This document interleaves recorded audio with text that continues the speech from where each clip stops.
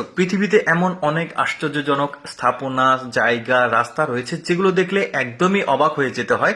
তেমনি এই বিল্ডিংটার যে স্ট্রাকচার সেটা দেখে দেখুন, এমন ভাবে ইঞ্জিনিয়ার প্ল্যানিং করেছে যে একদমই সিঁড়ির মতো থাক থাক হয়ে আছে, একদমই এক্সেপশনাল। আরো অদ্ভুত কিছু দেখায় আপনাদেরকে, যেমন এই রাস্তাটাকে দেখুন, একদমই ব্যস্ততম একটা রাস্তা, যেন অ্যাক্সিডেন্ট না হয়, স্পিড যেন কন্ট্রোল থাকে। তো এই জন্য ঢেউ ঢেউ করে তৈরি করা হয়েছে এরকম রাস্তা। আমিও কিন্তু আপনাদের সাথে প্রথম দেখছি এরকম ঢেউ ঢেউ রাস্তা।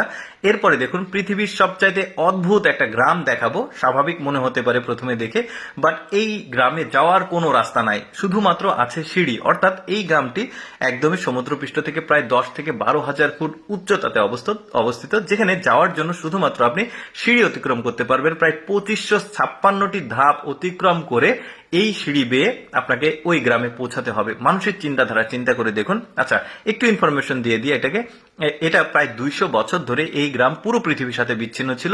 পরবর্তীতে সিঁড়ি করার পর মানুষ, তারপরে টুরিস্ট যেতে পারে এখানে। আর 2556টি সিঁড়ি অতিক্রম করে এই গ্রামে যেতে হয়। মানুষ চিন্তা করুন কি ধরনের চিন্তা ভাবনা তাদের, যে ওইখানেই তাদেরকে বসবাস করতে হবে পাহাড়ের একদমই উচ্চতায়। তারা পৃথিবীর অন্যান্য কারোর সাথে যোগাযোগ রাখবে না, তারা নিজেরাই থাকবে একাই। চিন্তা করুন মানুষের চিন্তাধারা কতটা ব্যতিক্রম হতে পারে।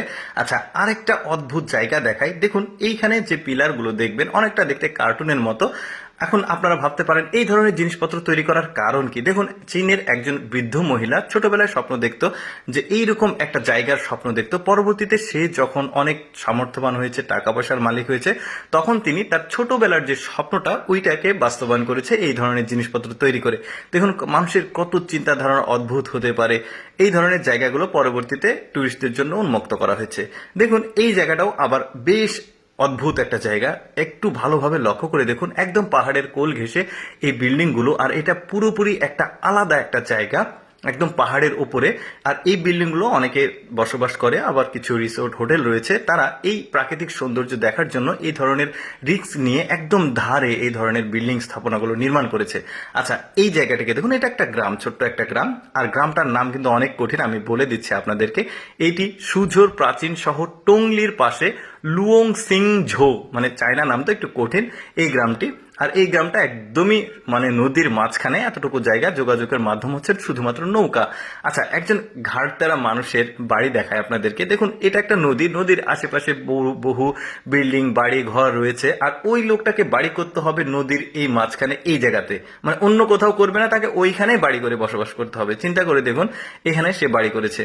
কি অদ্ভুত চিন্তাধারা মানুষের, চিন্তা করে দেখুন। দর্শক, আমি সবসময় চেষ্টা করি আপনাদের সামনে অজানা তথ্যমূলক ভিডিওগুলো উপস্থাপন করার, যেগুলো মানুষের দেখার সুযোগ খুবই কম হয়। এইরকম ভিডিও প্রতিদিন দেখতে আমাদের লেটস গো ফেসবুক পেজটি ফলো রাখতে পারেন। আজকের এই ভিডিওটি কেমন লাগলো অবশ্যই কমেন্ট করে জানাবেন। ধন্যবাদ সবাইকে।